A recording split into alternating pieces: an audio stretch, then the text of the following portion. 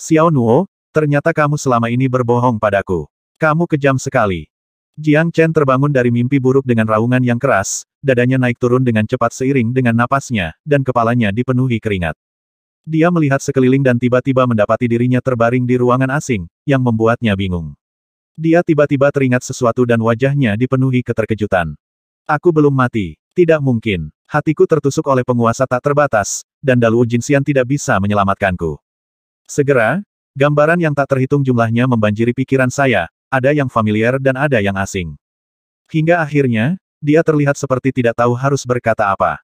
Benua Sembilan Surga, bukankah ini dunia pesawat di tepi alam suci? Aku sebenarnya terlahir kembali dalam tubuh anak laki-laki berusia 16 tahun. Jiang Chen mencubit lengannya dengan kuat, dan rasa sakit itu memberitahunya bahwa ini bukanlah mimpi. 500 tahun dari sekarang. Yang benar-benar mengejutkannya adalah tidak peduli seberapa jauhnya dari tempat suci, dia pada akhirnya dapat menemukan jalan kembali, tetapi waktu sangatlah kejam, dan banyak hal dapat terjadi dalam 500 tahun. Memikirkan situasinya saat ini, kemarahan kembali muncul di wajahnya. Ia lahir di Istana Lingyun, salah satu dari 3 kekuatan utama di tempat suci. Penguasa istana adalah ayahnya, yang juga merupakan salah satu dari 4 orang suci di tempat suci. Naga melahirkan naga, Phoenix melahirkan Phoenix. Secara logika, Jiang Chen seharusnya menjadi luar biasa dan menjadi orang kuat yang tiada taraf, namun takdir membuat lelucon. Ayahku mencari orang-orang berbakat di seluruh tanah suci, tapi dia tidak bisa mengubah ini. Artinya anak Holy Lord adalah sampah yang tidak bisa menjadi lebih kuat. Untungnya, Istana Lingyun adalah tempat yang hangat, saudara laki-laki dan perempuannya merawatnya dengan baik, dan orang tuanya sangat menyayanginya, takut dia akan dianiaya sedikitpun. Meskipun Jiang Chen tidak dapat berlatih, dia tidak menyerah pada dirinya sendiri dan memfokuskan energinya pada aspek lain. Sebagai kekuatan tertinggi di domain suci, Kuil Lingyun memiliki koleksi buku yang tidak ada habisnya dan mencakup segalanya yang disimpan di Cloud Pavilionnya. Ada banyak buku yang tertinggal di luar, cukup untuk menimbulkan badai berdarah. Sebagai putra penguasa istana, dia bisa membacanya sesuka hati. Karena tidak dapat berlatih, dia menunjukkan bakat luar biasa di bidang ini. Di tahun-tahun lemahnya, pencapaiannya dalam ramuan, formasi, pola senjata, dan pengendalian binatang tidak kalah dengan pencapaian para master besar di alam suci. Jiang Chen pernah berdiskusi tentang seni ramuan dengan sage pengobatan di pegunungan Tianshan selama 3 hari 3 malam. Setelah itu, sage pengobatan, yang selalu menyendiri dan sombong, mengucapkan 4 kata generasi masa depan harus ditakuti. Hal ini mengejutkan tanah suci. Tak lama setelah itu, dia memecahkan formasi Yin dan Yang Liu He yang ditinggalkan oleh permaisuri legendaris Xuan, dan membantu Istana Lingyun mendapatkan harta yang tak terhitung jumlahnya di reruntuhan. Orang-orang secara bertahap lupa bahwa Jiang Chen tidak dapat berkultivasi, dan memuji dia atas bakatnya dengan memanggilnya putra nomor 1 di domain suci. Akhirnya Jiang Chen mulai belajar kedokteran lagi. Tidak ada yang tahu tingkat keterampilan medis yang telah dia capai, tetapi mereka tahu bahwa betapapun sulitnya penyakitnya, selama dia mau mengambil tindakan, bahkan Raja Neraka pun tidak akan bisa merampoknya. Pada usia 25 tahun, Jiang Chen bertemu dengan Xiao Nuo. Dia adalah orang suci dari masyarakat naga, dan gurunya adalah salah satu dari 4 orang suci. Kecantikannya dikenal sebagai wanita tercantik di tanah suci, dan prestasinya dalam praktik sangat luar biasa, di luar jangkauan semua talenta muda di tanah suci. Tentu saja, Xiao Nuo juga memiliki banyak pelamar. Tapi Xiao Nuo jatuh cinta pada Jiang Chen dan tidak peduli dengan ketidakmampuannya berlatih, tapi menghargai bakatnya. Jiang Chen dengan cepat tertarik pada wanita sempurna ini, dan hal berikutnya terjadi secara alami. Berita pernikahan mereka menyebabkan kegemparan di tanah suci. Pada hari pernikahan, Jiang Chen masuk ke ruang pernikahan dengan hati yang tulus dan memandangi pengantin wanita yang duduk di tempat tidur. Dia melangkah maju selangkah demi selangkah dan mengulurkan tangan dengan penuh semangat untuk mengangkat potongan kain satin merah cerah. Apa yang tidak pernah dia duga adalah apa yang dia lihat adalah wajah acuh tak acuh dan ujung tajam senjata ajaib. Kenapa, Sino? Kenapa kamu melakukan ini? Pada saat ini, Jiang Chen berusaha keras untuk mencari kenangan yang bukan miliknya dalam pikirannya, mencoba mendapatkan berita tentang tempat suci tersebut.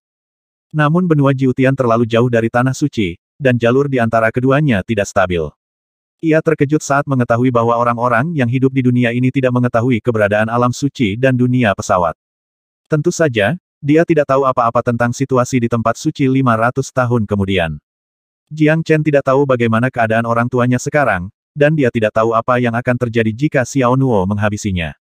Namun, pasti ada alasan tersembunyi di balik upaya Xiao Nuo melakukan pembunuhan. Dia memikirkan kakak senior Bai Xuan yang kecanduan alkohol, kakak senior Yu Qing yang naksir kakak senior Bai Xuan tetapi tidak berani memberitahunya, dan Ji Xin yang bermain catur sepanjang hari dan dua kakak laki-lakinya. Jika tidak ada kecelakaan, mereka akan hidup cukup lama untuk bertahan sampai sekarang. Tidak akan pernah mengalami kecelakaan. Jiang Chen, yang tidak bisa berbuat apa-apa, hanya bisa berharap dalam hati. Tanpa alam Tongtian, saya tidak dapat menahan robeknya saluran pesawat. Apakah saya tidak akan pernah bisa kembali dalam kehidupan ini? Tunggu, saya bukan tubuh dengan denyut nadi yang rusak sekarang, saya bisa berlatih. Dia membangkitkan tubuhnya melalui mayat, dan tubuhnya bukan lagi tubuh yang rusak. Meskipun dia lemah, dia memiliki apa yang selama ini dia impikan. Dengan kemampuanku, tidak sulit untuk mencapai alam surgawi. Jiang Chen memutuskan untuk berkultivasi ke alam surgawi dan kembali ke alam suci 500 tahun kemudian. Langkah kaki tiba-tiba terdengar di luar pintu, yang mengingatkan pikiran Jiang Chen kembali, dan dia mulai melihat ruangan itu dengan hati-hati. Aroma samar kayu cendana memenuhi sekeliling, dan bintik-bintik sinar matahari musim dingin menyinari jendela berukir berlubang. Di bawah tubuhnya terdapat tempat tidur besar dan empuk, dan selimut tempat tidur terbuat dari sutra halus. Pintu dibuka dari luar, memperlihatkan seorang pelayan cantik dengan gaun hijau dan putih. Dia berusia 14 atau 15 tahun, mungil dan cantik. Tuan, kamu sudah bangun. Hebat. Ketika dia hendak masuk, dia melihat Jiang Chen duduk di tempat tidur, matanya yang berbentuk almond melebar, dia bersorak dan lari dengan cepat. Jiang Chen tahu bahwa dia akan memberitahu istrinya, yang juga ibu dari tubuh ini. Tubuhnya saat ini disebut Ning Chen, dan dia adalah tuan muda dari Ning Mansion, sebuah keluarga kuat yang mengendalikan Nanfeng Ridge, daerah pegunungan dengan 100.000 gunung. Dikatakan bahwa dahulu kala, dunia ini lengkap dan unik. Kemudian terjadi ledakan besar, dan dunia besar menjadi terfragmentasi, membentuk dunia dengan dimensi berbeda. Tempat suci adalah bagian terlengkap dan terluas dari semua bagian, dan merupakan pusat dunia di alam lain. Benua Jiutian adalah salah satu dunia pesawat yang paling tidak mencolok. Daratan terbagi menjadi banyak wilayah, Gunung Siwandasan tempat Jiang Chen berada saat ini adalah sudut kecil dari domain api, dan punggung Bukit Nanfeng adalah sudut Gunung Siwandasan. Ning Mansion tidak layak disebutkan di tabel alam api, tetapi di Gunung Siwan, itu adalah kekuatan yang sangat kuat yang tidak dapat diabaikan. Ayah Ning Chen, Ning Qingyu, adalah kebanggaan Nanfengling, dia sangat berbakat dan dapat mempelajari segalanya dengan cepat. Dia mencapai alam kenaikan abadi di bawah usia 20. Dengan ilmu pedangnya yang luar biasa, ketenarannya telah menyebar ke ratusan ribu gunung. Kemudian, Ning Qingyu menjadi murid dari Tao Tianfeng yang perkasa dari alam api, memperoleh semua ajaran sejati, dan menjadi salah satu dari 50 orang kuat teratas di peringkat Qingyun dari alam api. Namun setelah itu, pria terbaik saat ini tidak lagi melakukan perbuatan yang mempesona. Karena Ning Qingyu mengenal ibu Ning Chen dan kembali ke Ning Mansion untuk membentuk keluarga yang hangat. Dalam sekejap mata, lebih dari 10 tahun kemudian, Ning Chen lahir, seperti ayahnya, dia menunjukkan bakat yang luar biasa, bahkan dikatakan bahwa prestasinya di masa depan akan lebih tinggi dari ayahnya. Pada usia 16 tahun, Ning Chen mengantarkan upacara pembukaan pulsa. Meridian adalah fondasi seseorang. Baik itu menyerap energi spiritual langit dan bumi ke dalam diri sendiri, atau menggunakan kekuatannya sendiri, itu tidak dapat dipisahkan dari meridian. Yang disebut upacara pembukaan meridian adalah untuk mengeluarkan seluruh potensi meridian. Ketika dia berada di alam suci, Jiang Chen sangat baik sebagai seorang anak, tetapi baru setelah dia membuka pembuluh darahnya, dia ditemukan memiliki tubuh yang rusak, dan ditakdirkan untuk tidak dapat membuat kemajuan lebih lanjut dalam kultivasinya. Karena itu, Ning Qingyu secara khusus membawa putranya ke kota naga hitam di luar Gunung Siwanda untuk melakukan upacara pembukaan denyut nadi. Itu adalah sekte keluarga Ning. Silsilah Ning Mansion di Nanfengling dipisahkan dari kota naga hitam, yang merupakan klan mereka. Untuk menunjukkan rasa hormat, setiap generasi pewaris Ning Mansion harus pergi ke sana untuk melakukan upacara pembukaan denyut nadi. Setelah denyut nadinya dibuka, Ning Chen ditemukan memiliki pembuluh darah ilahi yang unik. Itu adalah meridian yang 100 kali lebih baik dari milik ayahnya. Namun, bencana dimulai sejak saat itu. Wanita tertua dari klan Ning cemburu karena putranya Ning Haotian dan Ning Chen melakukan upacara pembukaan meridian bersama-sama, dan hasilnya hanya meridian yang tidak jauh lebih baik dari orang biasa. Malam itu, ketika Ning Qingyu mabuk saat merayakan bersama orang lain, wanita tertua diam-diam menipu Ning Chen, melepaskan pembuluh darah ilahi dia, dan mentransplantasikannya ke putranya. Jiang Chen tidak tahu apa yang terjadi setelah itu. Karena ingatannya menjadi sangat kabur pada saat ini, Ning Chen menjadi terlalu lemah setelah urat nadinya diambil, dan tetap tidak sadarkan diri. Ketika Jiang Chen bangun, dia terbaring di kamar bekas Ning Chen, menandakan bahwa dia telah kembali dari kota naga hitam. Saat ini, langkah kaki kompak terdengar dari luar pintu. Cener, sebelum ada yang datang, suara-suara prihatin terdengar terlebih dahulu. Segera setelah itu, Jiang Chen melihat seorang wanita cantik dengan penampilan anggun dan tubuh ringan, mengenakan gaun berwarna delima. Melihat wajah ini, Jiang Chen tidak bisa mengendalikan emosinya dan berkata, "Bu, bagaimana kabar ayah sekarang?" Kata-kata ini hampir terlontar, dan Jiang Chen tertegun setelah berbicara. "Saya mengambil alih tubuh dan ingatan ini. Dalam arti tertentu, saya memang." Ning Chen tidak ragu-ragu lama-lama, dan dia dengan cepat merasa lega, dengan sedikit ketidakberdayaan. Mendengar ini, wanita itu menunduk, dengan kesedihan dan kesedihan yang tak terkatakan di alisnya. Namun, pelayan yang mengikutinya mulai mengeluh dengan marah. Sehari setelah pembuluh darah ilahi Ning Chen dihilangkan, Ning Qingyu bangun dan melihat putranya yang tidak sadarkan diri terbaring di tempat tidur. Sebagai orang kuat di daftar Qingyun, meskipun dia telah bersama istri dan anak-anaknya selama lebih dari 10 tahun, kekuatannya tidak berkurang, tetapi menjadi lebih kuat. Pedang panjang berwarna putih membalikkan kota naga hitam. Semua orang kuat dan tetua klan Ning keluar, tetapi tidak satupun dari mereka yang bisa menghentikan ketajaman Ning Qingyu. Hari itu, klan Ning menderita banyak korban. Baru setelah orang-orang dari dinasti Daxia diberitahu, kedua belah pihak berhenti. Ning Qingyu bersikeras meminta wanita tertua untuk menyerahkan putranya. Tidak, Sekte Ning hanya bersedia menebusnya dengan uang dengan alasan bahwa pembuluh darah dewa tidak dapat ditransplantasikan lagi. Jika Anda menghancurkan Ning Haotian, maka pembuluh darah dewa yang unik ini akan sia-sia. Dinasti Xia besar juga memihak kota naga hitam karena Ning Haotian memiliki kontrak pernikahan dengan putri dinasti, dan dinasti tentu saja berharap pembuluh darah dewa akan tetap berada di Ning Haotian. Ning Qingyu menolak menderita kerugian dan lebih memilih hidup berkeping-keping daripada hancur. Dia bersumpah untuk mencari keadilan bagi putranya. Akibatnya, dinasti Daxia yang datang untuk merundingkan perdamaian juga ikut berperang. Sue Jingtian, yang dikenal sebagai Jenderal Naga, bergabung dengan orang-orang kuat dari klan Ning. Pada akhirnya, Ning Qingyu kelelahan dan tertekan oleh formasi Ning. Tuannya dituduh tidak hormat dan sekarang dipenjarakan di bawah jurang naga hitam oleh keluarga Ning. Ketika pelayan mengatakan ini, wanita itu menundukkan kepalanya dan menangis. Tak perlu dikatakan lagi, Black Dragon Abyss pasti merupakan tempat yang sangat berbahaya. Terlalu berlebihan menindas orang lain. Terlalu berlebihan menindas orang lain. Setelah mendengar ini, Jiang Chen sangat marah dan berkata dengan cemas, "Mengapa Anda tidak mencari Tao Tianfeng untuk mencari keadilan?" Saat dia mencari kenangan tadi, dia tahu bahwa ayahnya juga memiliki seorang guru yang hebat. Gao Yue menggelengkan kepalanya ke arah putranya, dengan ekspresi ketidakberdayaan di wajahnya. Ternyata pendeta Tao Tianfeng sedang menghabisi musuh di medan perang luar dan tidak tahu apa-apa tentang apa yang terjadi di benua Jiutian. Ning Mansion tidak bisa menghubunginya sama sekali. Jika kota naga hitam tidak takut pada Tao Tianfeng, itu tidak semudah memenjarakan Ning Qingyu. Chen Er, bagaimana menurutmu? Apakah ada rasa tidak nyaman di tubuhmu? Gao Yue menyeka air matanya dan sambil berbicara, dia meraih tangan Jiang Chen dan menekan jari rampingnya di pergelangan tangan. Setelah beberapa saat, dia sepertinya menderita rasa sakit yang tak terlihat, dan dia tidak bisa berkata-kata karena kesedihan dan kemarahan. Jiang Chen tahu tanpa bertanya bahwa karena pembuluh darah ilahi dicabut, meridian yang tidak lengkap menjadi sangat rapuh, membuatnya lebih buruk daripada orang biasa, dan wilayah kekuasaannya juga berkurang drastis. Namun baginya, hal tersebut bukanlah masalah. Ia dulunya memiliki tubuh yang tidak memiliki denyut nadi. Saat ini, ada suara berisik di luar ruangan. Sue Er, lihat apa yang terjadi, Chen Er perlu istirahat. Alis tipis Gao Yue mengerutkan kening, dan matanya menunjukkan sedikit rasa dingin.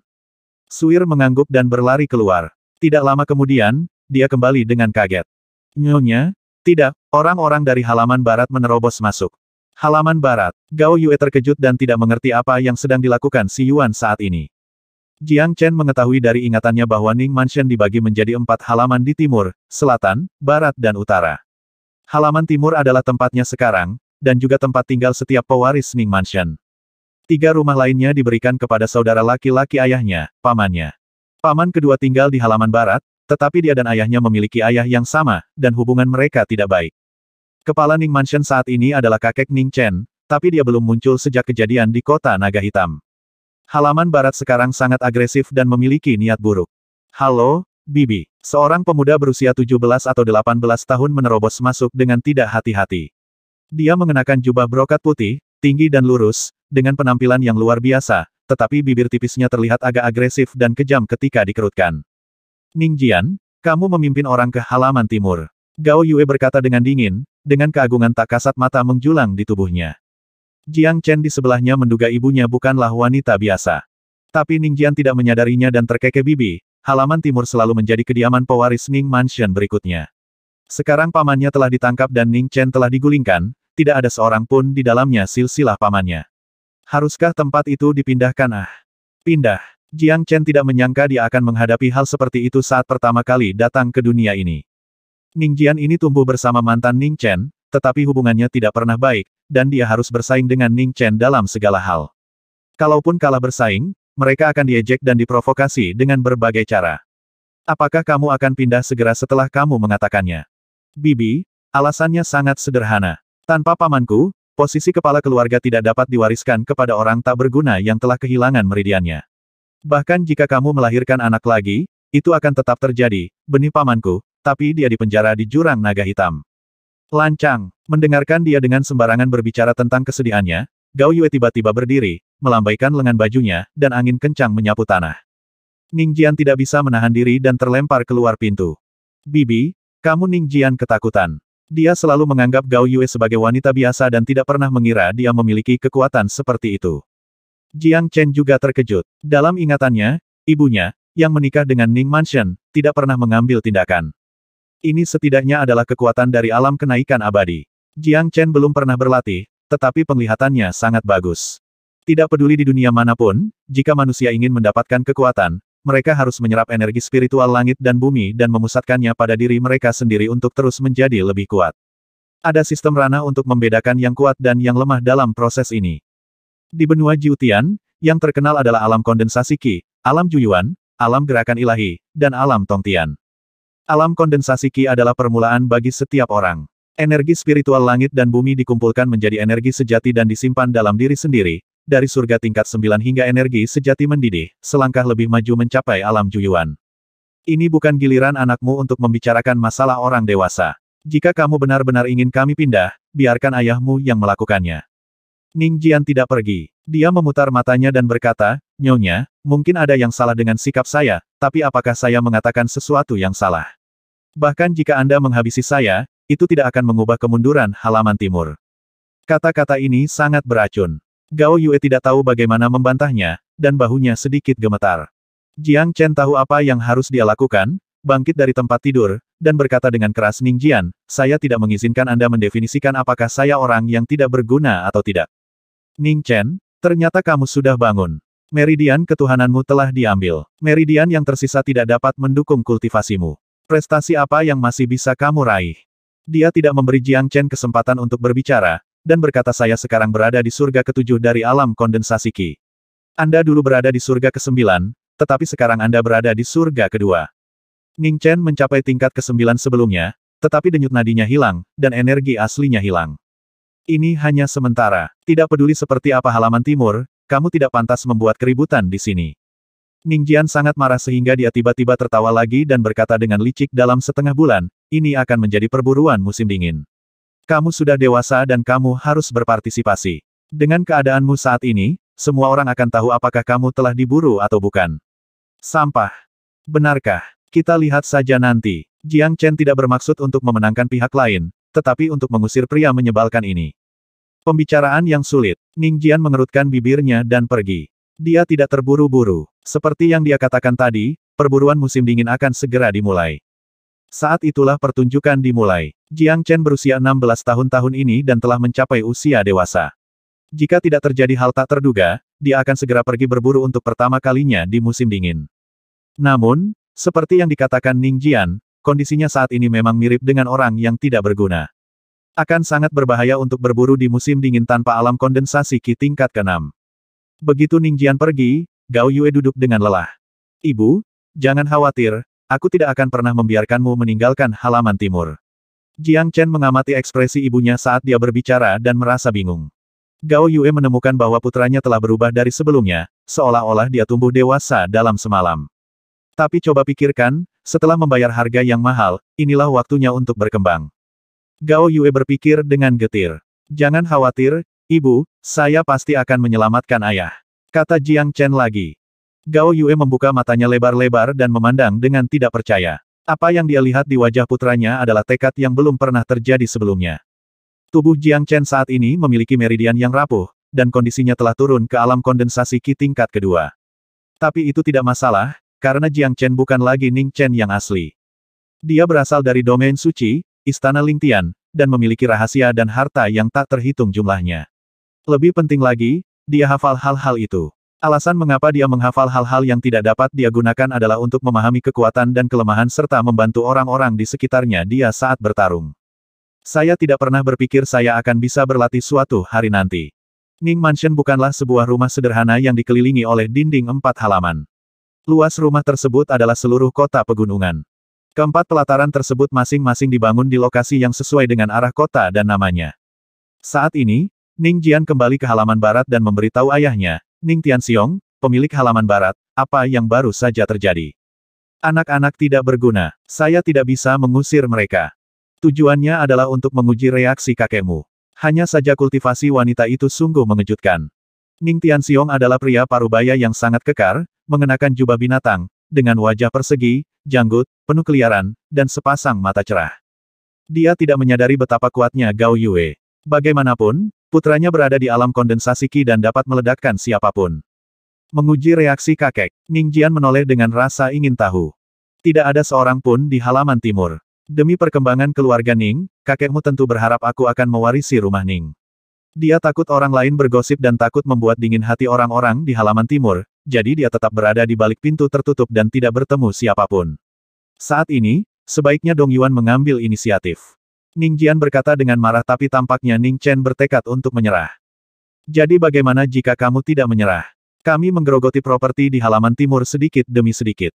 Bagaimanapun, semuanya milik Ning Mansion. Kakekmu tidak akan keberatan. Adapun Ning Chen, Jian perburuan musim dingin akan dimulai setengah bulan lagi. Kalau begitu, kamu harus berperilaku baik, yang membuat Ning Chen merasa malu, dan kemudian aku mengambil kesempatan itu untuk bertanya kepada kakekmu bahwa mulai saat itu, kita bisa pindah ke halaman timur.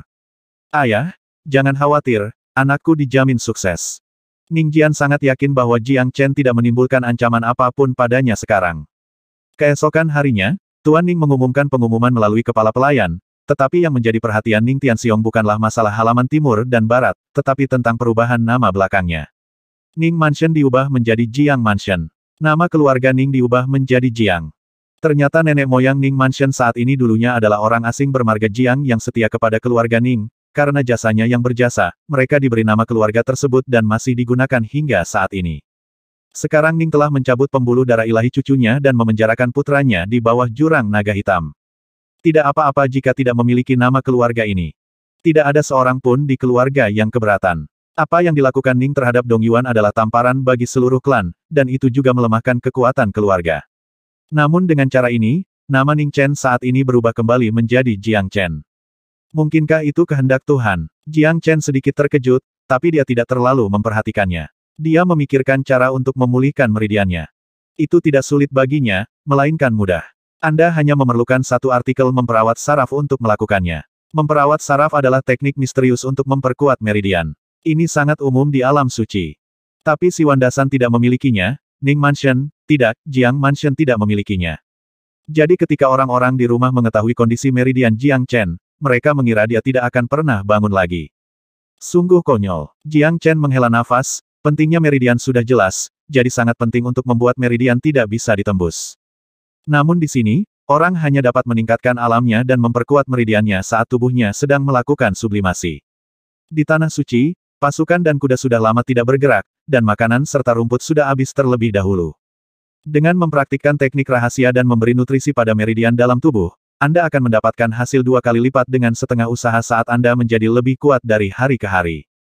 Sekalipun terjadi kesalahan selama latihan, meridian masih dapat menahannya, jadi tidak perlu berhati-hati seperti orang-orang di sini. Ayo mulai. Semua isi memperawat saraf muncul di benak Jiang Chen. Dia memerintahkan pelayannya untuk tidak mengganggunya, duduk di tempat tidur dan menutup matanya sedikit. Saat napasnya menjadi semakin teratur, lingkaran cahaya muncul di sekitar Jiang Chen. Ini adalah energi spiritual langit dan bumi, yang terus mengalir ke meridian. Bisa dibayangkan bahwa orang-orang di Jiang Mansion tidak tahu bagaimana menggunakan energi spiritual ini untuk memperbaiki meridian. Sebenarnya, ini sangat sederhana. Sebelum energi spiritual diubah menjadi energi sejati, Energi tersebut dipecah menjadi bintang yang tak terhitung jumlahnya dan tersebar ke seluruh meridian tubuh. Meridian secara otomatis akan menyerap energi spiritual ini. Di tubuh Jiang Chen, pembuluh darah dewa dikeluarkan dari tubuh, dan meridiannya hampir sama dengan orang normal. Namun, pembuluh darah tersebut terlibat selama transplantasi, dan meridian normal rusak parah. Meridian di dada kiri dan perut hampir putus. Meridian di dekat laut Qi dan Tian sangat rapuh, dan bahkan sedikit gerakan Qi pun akan sangat menyakitkan. Jika Anda membuat kesalahan, meridian yang menghubungkan laut Qi akan rusak, dan Anda tidak akan berbeda dengan orang yang tidak berguna. Konversi energi spiritual menjadi energi sejati akan disimpan di lautan Qi di kawasan Dantian, sehingga meridian di sini menjadi prioritas utama. Jiang Chen dengan hati-hati mengoperasikan memperawat saraf, dengan fokus memulihkan area di sekitar laut Qi. Selama proses ini, seluruh tubuh Jiang Chen terasa hangat, seolah-olah sedang berendam di sumber air panas. Tanpa disadari, setengah hari telah berlalu, dan meridian di dekat Dantian telah pulih dengan pesat, sehingga dia tidak akan menggeliat kesakitan jika dia tidak dapat mengedarkan energi aslinya. Alam juga telah berubah dari surga kedua menjadi surga ketiga. Apakah mungkin untuk meningkatkan levelmu secepat itu? Jiang Chen sedikit terkejut, tapi kalau dipikir-pikir, itu benar. Bagaimanapun, dia pernah berada di surga ke-9. Alasan penurunan tajamnya di alam adalah karena meridiannya rusak dan pembuluh darah ilahinya diambil sebelumnya. Dia belum pernah menggunakan pembuluh darah dewa untuk berlatih. Tuan, makanannya sudah siap, apakah akan diantar atau tidak? Kata pelayan di luar pintu. Tidak perlu mengirimkannya. Jiang Chen datang ke aula utama halaman timur dan melihat ibunya, Gao Yue, duduk di meja makan, dengan deretan pelayan berdiri di belakangnya, kepala mereka tertunduk dan diam. Suasananya sangat membosankan, Gao Yue sedang dalam mood yang buruk, melihat mangkuk di tangannya dengan bingung. Bu, ada apa? Jiang Chen bertanya dengan rasa ingin tahu. Pengadilan Barat telah mulai mencari sudut-sudut pengadilan timur kita. Dulu, pengadilan timur penuh dengan orang-orang berbakat dan mempesona, dan pendapatan tahunannya beberapa kali lipat dari gabungan 3 rumah sakit lainnya. Tapi sekarang Gao Yue berkata tanpa sadar, tapi segera merasakan kata-kata ini tidak ada gunanya memberitahu Jiang Chen. Jiang Chen berpikir bahwa ketika dia pergi ke kota naga hitam, bukan hanya dia dan ayahnya, tetapi juga banyak pengikut dan orang setia dari kampus timur. Apakah tidak ada satupun pengawal awan darah yang kembali? Jiang Chen bertanya dengan gugup. Gao Yue tidak berbicara, ekspresinya sudah memberikan jawabannya. Wajah Jiang Chen dingin dan muram. Pengawal Sueyun adalah pengikut ayahnya ketika dia pergi bekerja sebagai kupu-kupu malam. Jiang Chen, yang mengenali identitasnya, hanya merasakan kemarahan membara di dadanya. Fantu adalah satu-satunya yang kembali, dan dialah yang membawamu kembali. Dia diburu dan terluka parah di sepanjang jalan. Jiang Qingyu dipenjarakan di Heilong Yuan, tetapi orang-orang yang mengikutinya tidak seberuntung itu. Orang-orang ini sangat setia sehingga bahkan jika tuan mereka pergi untuk mengelus jenggot harimau, mereka akan mengikutinya tanpa ragu-ragu. Akhirnya mereka semua dieksekusi oleh keluarga Ning, dan tubuh mereka digantung di tembok kota naga hitam. Nyonya tidak sehat, saya khawatir manajer Fan akan mati. Pembantu Suir berlari masuk dari pintu dengan wajah menangis. Gao Yue segera berdiri dan mengikuti Suir keluar, tapi Jiang Chen tidak mengikutinya dari dekat. Mereka bertiga segera sampai di luar sebuah rumah di halaman timur. Sebelum mereka masuk, mereka bisa mendengar suara kacau di dalam. Ketika dia berdiri di depan pintu, bau darah dan obat yang menyengat menerpa wajahnya. Gao Yue membuka pintu dan masuk. Di belakangnya, Jiang Chen melihat beberapa orang berpakaian seperti dokter sibuk di depan tempat tidur. Pria yang kuat dan kuat itu terbaring di tempat tidur, tetapi dia tersiksa oleh penyakit. Nyonya, manajer Fan terluka parah dan tidak ada yang bisa kami lakukan. Seorang dokter yang lebih tua berlari menemuinya, dengan ekspresi malu dan malu di wajahnya. Tuan muda, Nyonya. Pemuda itu mendengar suara itu dan berusaha menahan diri. Fantu, jangan bangun. Gao Yue berjalan dengan sedih dan berkata dengan tak tertahankan, kamilah yang menyebabkanmu menjadi seperti ini. Ibu, tolong jangan katakan itu. Jika Tuan tidak menyelamatkan saudara-saudaraku saat itu, kita akan mati di tangan para orang menyebalkan dari geng Huoyun itu. Tapi saudara-saudaraku semuanya mati, berkata dengan sedih. Dia sepertinya sudah melupakan rasa sakitnya. Apa yang sedang kamu lakukan? Jiang Chen terus mengamati samping tempat tidur setelah memasuki ruangan. Dia melihat beberapa dokter sedang mengemasi barang-barang dan menemukan bekas luka mereka di tubuh Fantu. Dia tiba-tiba menjadi marah. Kamu seperti kamu, bisakah kamu juga menjadi dokter? Ledakannya membuat semua orang menggaruk-garuk kepala. Para dokter tercengang dan tidak tahu harus berkata apa. Tuan Chen, kami telah mencoba yang terbaik. Dokter yang lebih tua mendatanginya, membungkuk dan berkata bahwa menurutnya Jiang Chen melampiaskannya pada mereka. Beri aku satu set jarum perak. Jiang Chen berkata dengan marah.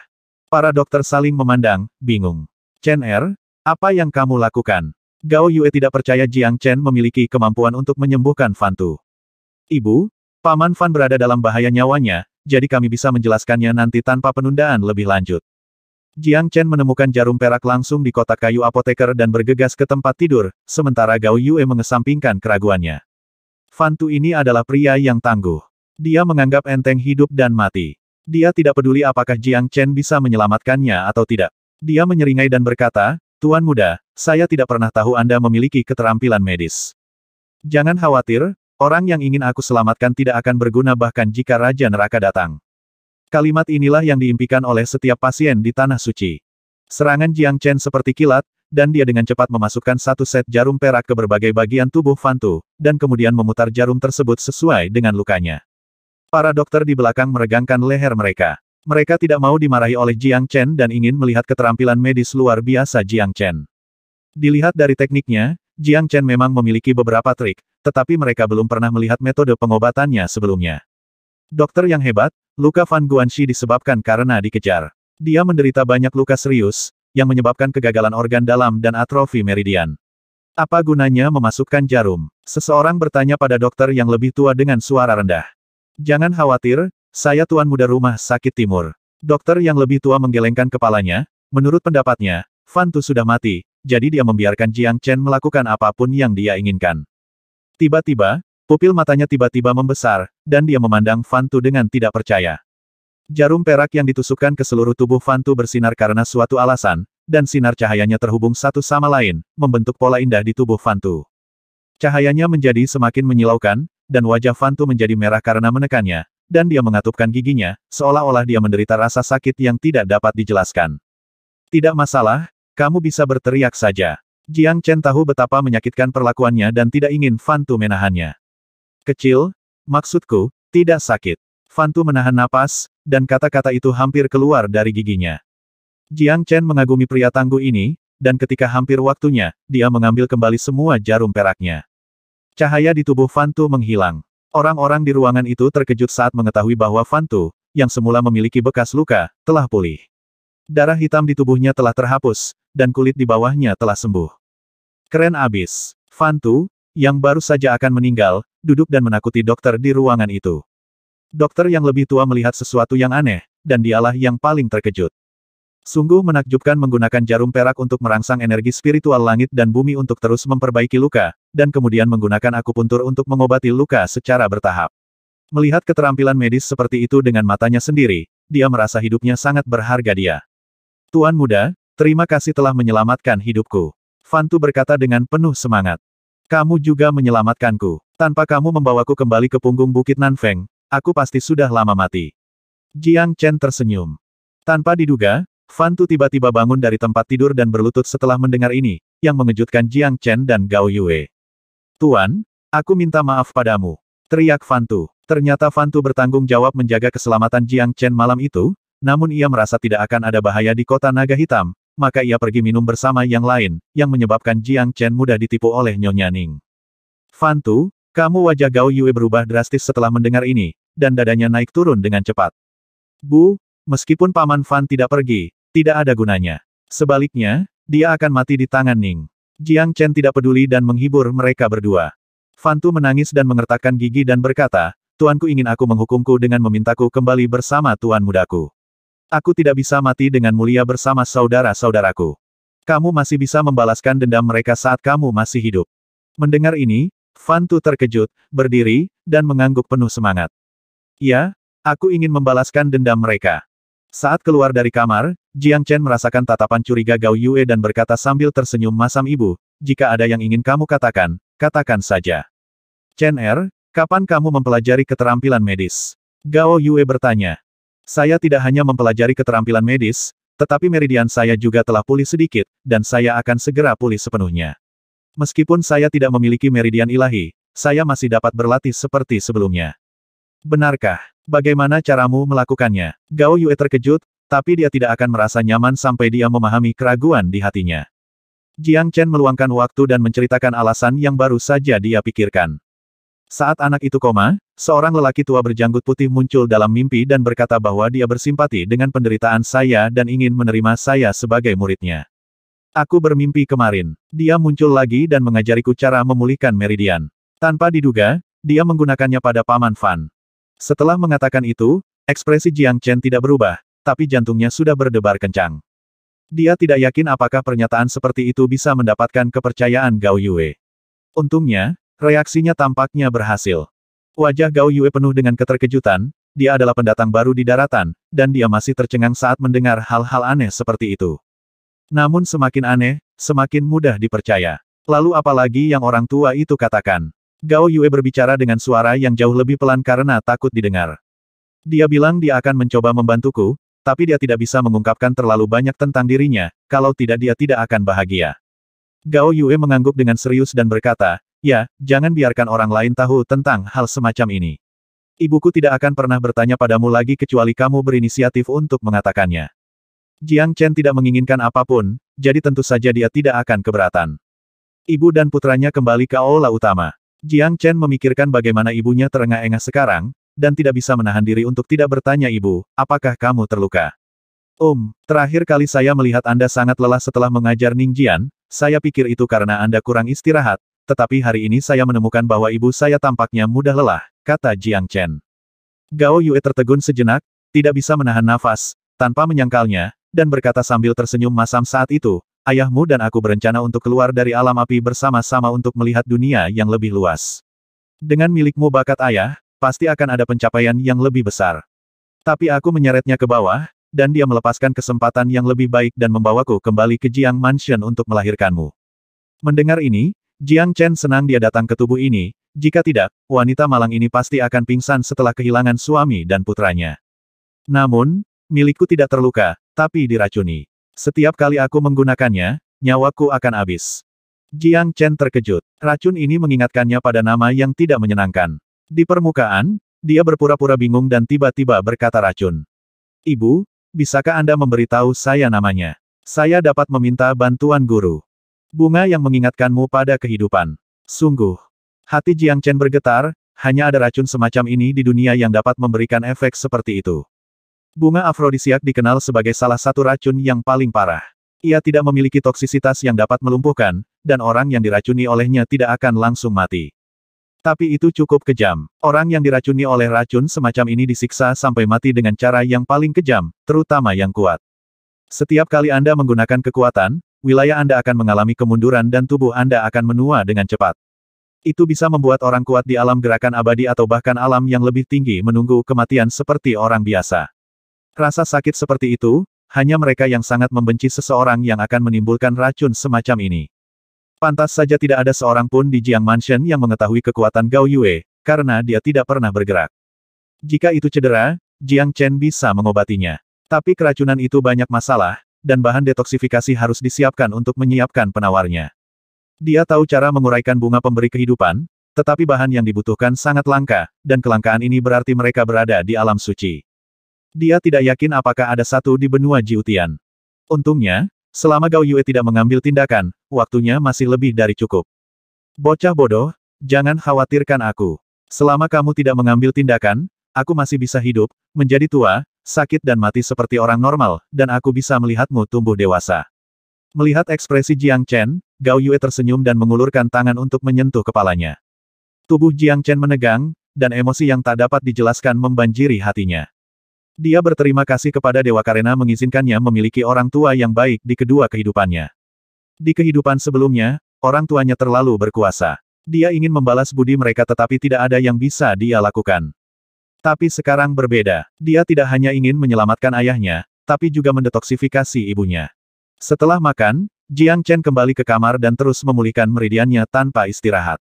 Banyak hal yang harus dia lakukan membutuhkan kekuatan. Ketika Jiang Chen memulihkan meridiannya, hari perburuan musim dingin semakin dekat.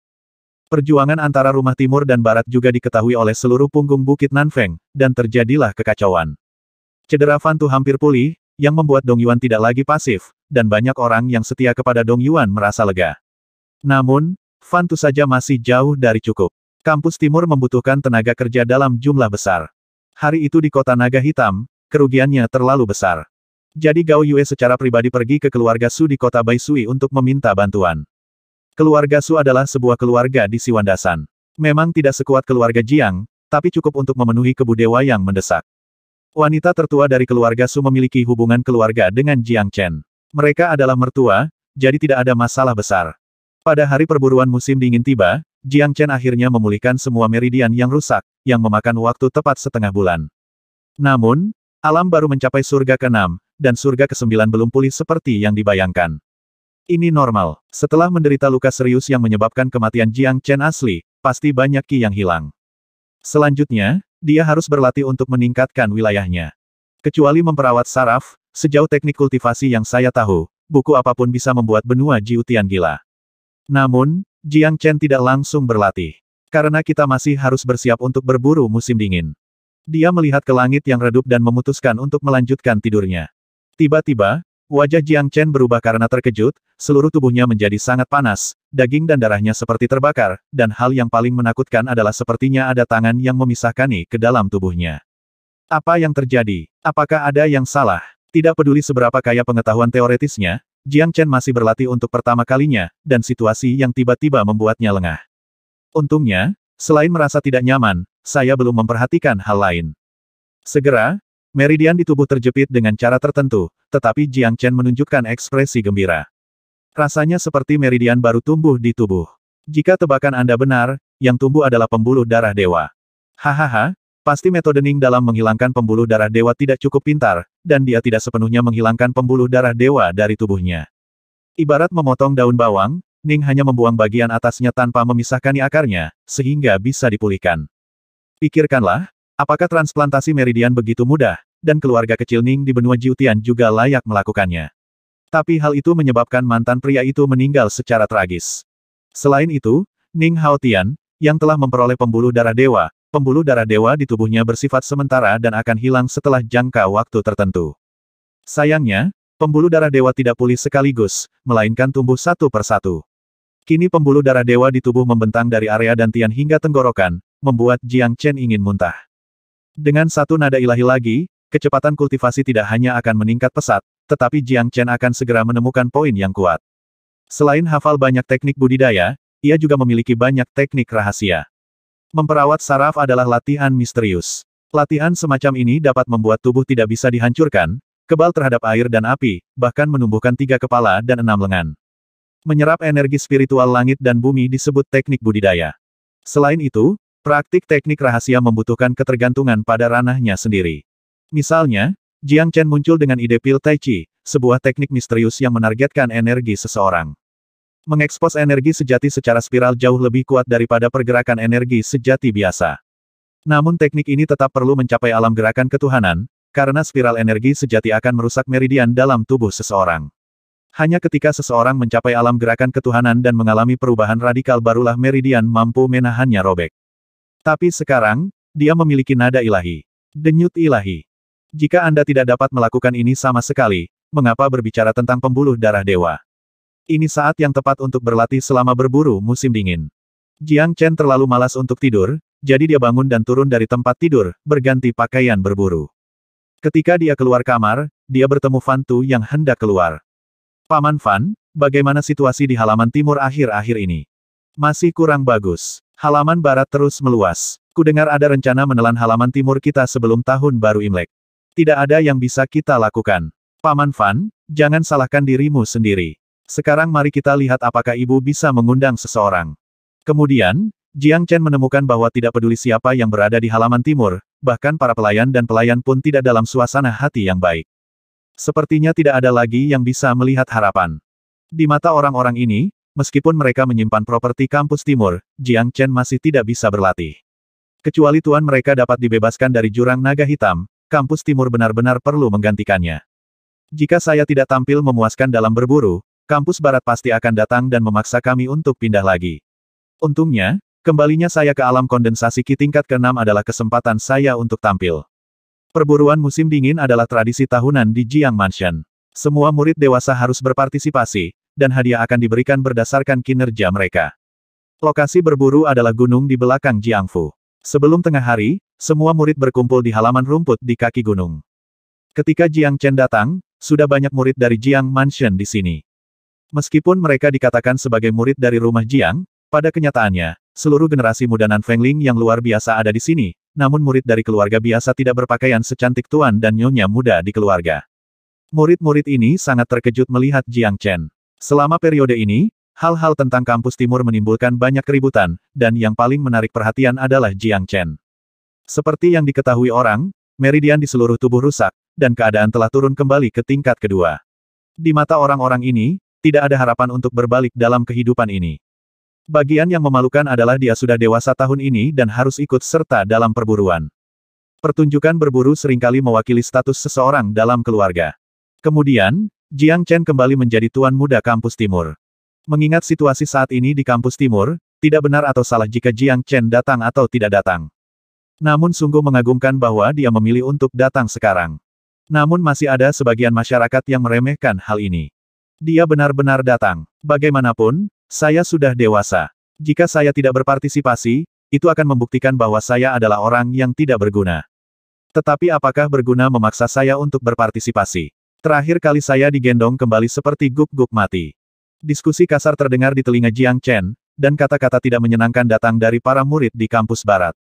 Di kampus timur, suasananya sangat rendah, dan beberapa orang memandang Jiang Chen dengan keluhan di mata mereka.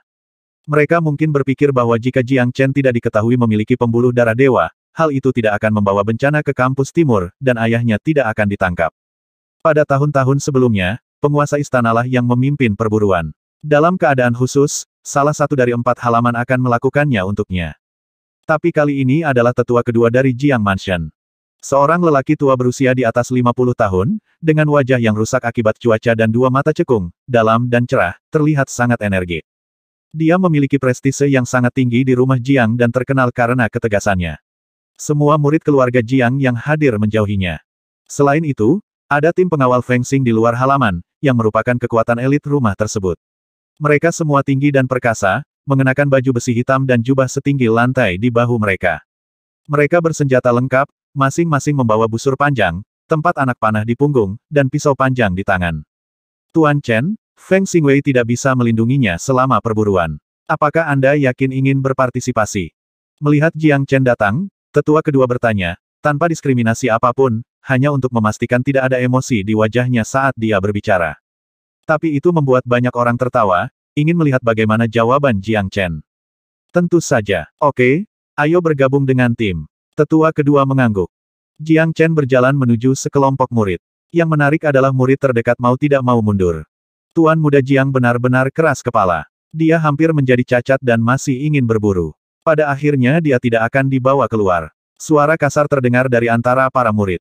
Kebanyakan orang mendiskusikannya secara diam-diam, tetapi mengejutkan jika orang seperti ini mengejek Jiang Chen di depannya. Jiang Jun, dari halaman barat. Seseorang mengenalinya, dan kalimat dari halaman barat dapat menjelaskan mengapa dia melakukan hal tersebut. Jiang Jun seumuran dengan Jiang Chen, tetapi kepalanya lebih tinggi, tetapi tubuhnya kurus, wajahnya tidak banyak daging, dan matanya yang kecil tampak seperti tikus. Dia menikmati perhatian orang banyak, dan melampiaskan keluhan yang dia rasakan karena kewalahan oleh lingkaran cahaya Jiang Chen.